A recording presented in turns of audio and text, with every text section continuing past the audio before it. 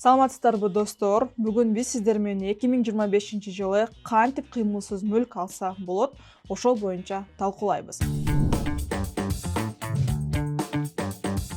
Биринчиси бул мамлекеттик ипотека, экинчиси бул каржылоо ипотекасы, үчүнчүсү бул курулуш компаниялар менен кантип бөлүп төлөө системасы менен үй алса болот, ошону деле талкуулайбыз. Төртүнчүсү бул нак акчага кантип сатып алыш керек жана ошол 4 система менен сатып алып аткан убакытта кайсыл документтерди текшерип алыш керек, ошону деле талкуулап кетебиз. Бүгүн сиздер менен биринчиси мамлекеттик ипотека боюнча толук кандуу сүйлөшүп кетебиз. Бүгүнкү күндө мамлекеттик ипотеканын 4 программасы бар. Бул биринчиси социалдык ипотека, экинчиси бул жеңилдетилген ипотека, үчүнчүсү бул арзан ипотека, төртүнчүсү бул бөлүп төлөө системасы менен ала турган бүгүнкү күндө программасы бар. Ошол 4 боюнча толук кандуу сүйлөшүп кетебиз. Социалдык ипотека боюнча айта турган болсок, социалдык ипотекада 4% менен биринчи взносу жок 25 жылга чейин сатып алсаңыздар болот. Бул социалдык ипотекага кайсыл адамдар катыша алат? Биринчиси бул 5 балалуу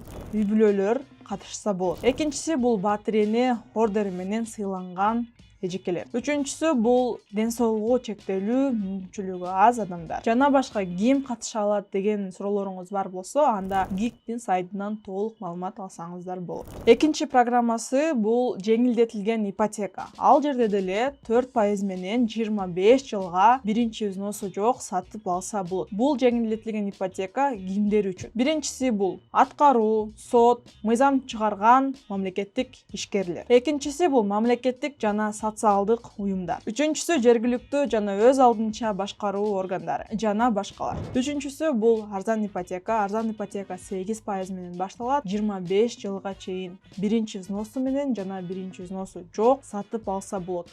Ал программа менен ким сатып алса болот? Бул программа жеке чөйрөдө алектенген жарандар үчүн. Төртүнчү программа бул бүгүнкү күндө көбүңүздөр билип жаткандай 50% төлөп бөлүп төлөө системасы менен сатып алса боло турган программа. Бул программа менен үйү жок адамдардын бардыгы катышса болот. Бүгүнкү күндө бул программаны долевое строительство деп аташат. Жөнөкөй тил менен айтканда, сиздер үйдүн 50%-ын бересиздер жана 2 жыл, 2,5 жыл үйдүн бүтүшүнө чейин сиздер аны күтөсүздөр. Үй бүткөндөн кийин сиздерге 8% менен 15 жылга ижара келишими менен сатып алсаңыздар болот. Төртүнчү программа менен бүгүнкү күндө 50%-ын берип, бир жуманын ичинде кезеги жетип, үй сатып алгандар көп болуп атат. Эмнеге дегенде, ГИК бүгүнкү күндө 50% бар адамдарга ушундай жакшы мүмкүнчүлүктөрдү берип жатат. Азыр мен сиздерге госипотекалык компаниянын 4 программасы боюнча кыска нуска айтып бердим. Эгерде сиздер бүгүнкү күндө ошол жактан үй алам деп аткан болсоңуздар, анда госипотекалык компаниянын офисине барып толук кандуу маалымат алсаңыздар болот. Анда эмесе сиздер менен экинчи программага өтсөк болот. Бул коммерциялык ипотека. Бүгүнкү күндө Кыргызстанда бизде 20 чактуу банктар иштейт, бирок алардын бардыгы эле коммерциялык ипотека беришпейт. Чынын айтканда, Кыргызстанда 3-4 жылдан бери туракчайдын баасы көтөрүлгөндөн баштап коммерциялык ипотекага бүгүнкү күндө биздин жарандарыбыз кайрыла башташты. Неге дегенде, арендага алгандан көрө ипотекага алып төлөп өзүбүздүн батирибиз болсун деген ниет менен каржылоо ипотекага көбү кайрылып башташты. Кыргызстанда бүгүнкү күндө ипотека системасы 14%-дан баштап 21%-га чейин бүгүнкү күндө болуп жатат. Коммерциялык ипотека банктарда 7 жылдан баштап 12 жылга чейин бүгүнкү күндө алса болот. Кыргызстанда белгилүү банктар бүгүнкү күндө коммерциялык ипотеканы 12 жылга чейин берип атат. Мисалы, бүгүнкү күндө биз азыр ипотекалык калькуляторду ачып эсептеп көрүп жатабыз. Эгерде сиздер 6 миллион сомдук үй ала турган болсоңуздар, сиздердин биринчи взносуңуз 2 миллион сом болсо, 12 жылга эсептегенде бир 18% менен сиздин айына төлөмүңүз 67 миң сомду түзөт. 12 жылдын ичинде үстүнө кошулган пайызы орточо эсептегенде 5 миллион 700 миң сомду түзөт. Банктар бүгүнкү күндө 2 система менен ипотеканы беришет. Бул көбүңүздөр билгендей, аннуитеттик сатып алуу жана дифференцированный деген система менен беришет. Көбүндө ипотекалык каржылоодо аннуитенттик система менен алышат. Ал жерде айлык төлөмүңөр 12 жылга 67 миң сомдон тура келсе, башында биринчи жылы сиздер көбүрөөк процент төлөйсүздөр.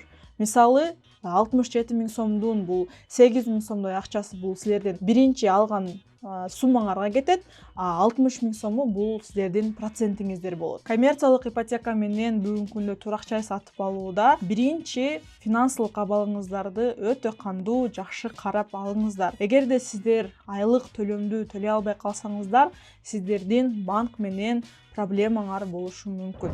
Сиздер менен 2 программаны талкууладык, эми болсо 3-чү программаны талкууласак болот. Бул курулуш компаниялардан бөлүп төлөө сатып алуу системасы. Тагыраак айтканда, рассрочка. Бүгүнкү күндө Бишкек шаарында 600 турак жай комплекси курулуп жатат. Эгерде сиздер турак жай комплекстен үй сатып алам дей турган болсоңуздар, анда кандай бүгүнкү күндө шарттары бар? Бул биринчиси, сиздерде 30% биринчи взнос болуш керек.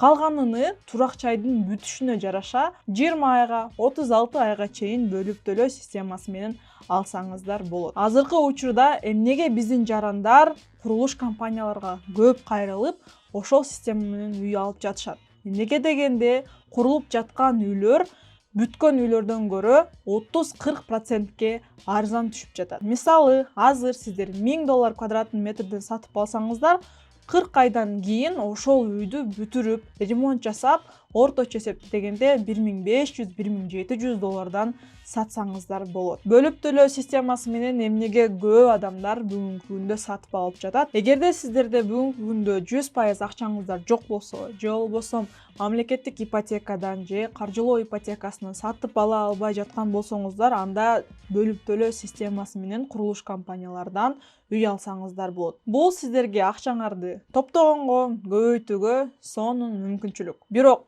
курулуш компаниялардан сатып алууда биринчи документтерин текшергенди унутпаңыздар.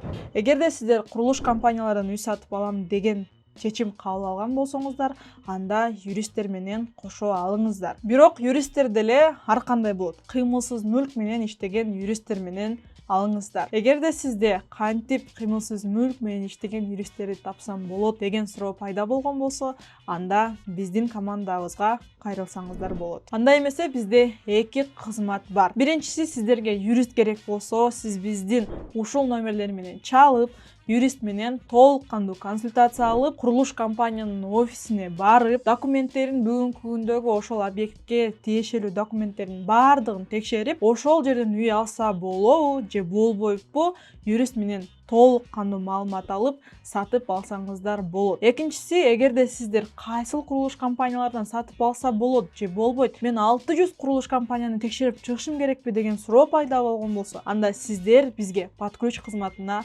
кайрылсаңыздар болот.